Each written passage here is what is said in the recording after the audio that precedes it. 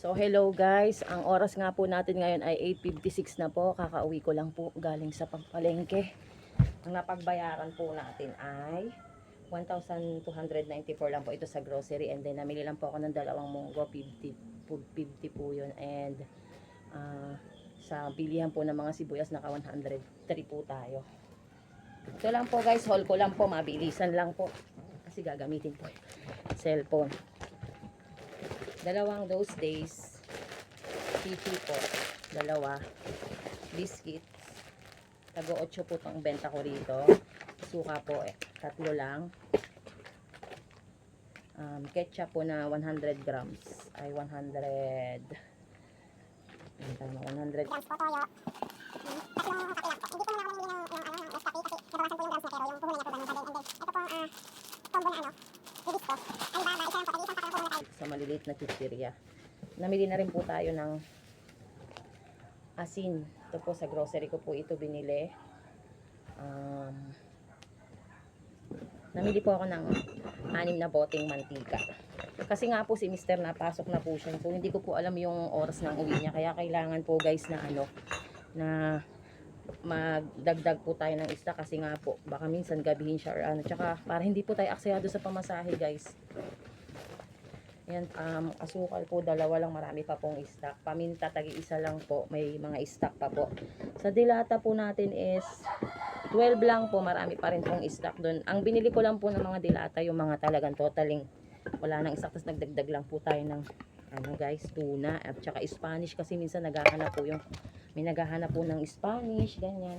Tapos guys, ito lang po, 10 pieces lang po uli ng malalaking chichirya. 10 pesos po ang benta namin dito. Ang puhunan po kasi ng chichirya dito sa amin ay 7.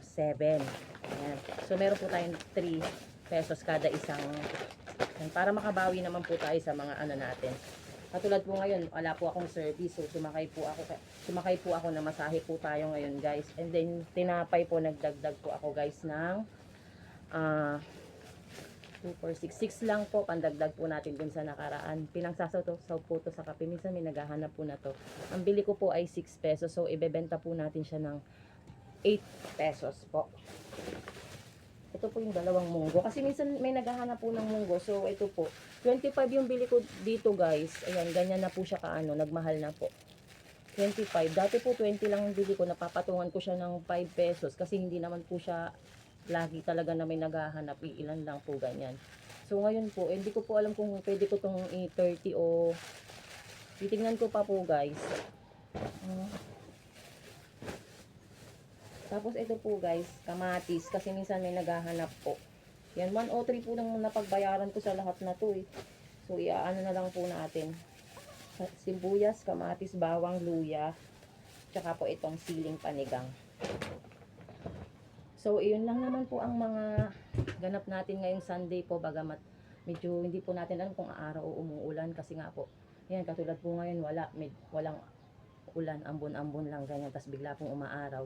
So, happy sailing po. Medyo matumal po ngayon, isa pa lang po yung, dalawa pa lang daw po yung namimili sa amin. Pero okay lang po yan, hoping na madagdagan pa po. Thanks God for ano po, at hindi tayo nasisiro sa araw-araw. So yun lang naman po guys, happy Sunday po sa lahat at more benta po sa ating lahat. Salamat po sa panonood ng aking munting vlog. Kahit na nagsisimula pa lang po ako at hindi pa po ako masyado marunong mag-ano.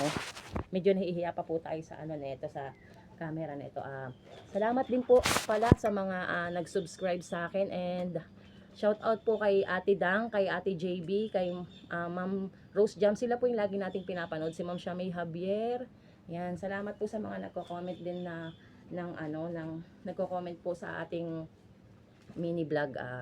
Thank you po sa inyong support at sa mga magagandang comment nyo po na nai-inspire din po ako, ganyan. Salamat po ng madami. Happy Sunday po uli, and keep safe and God bless everyone.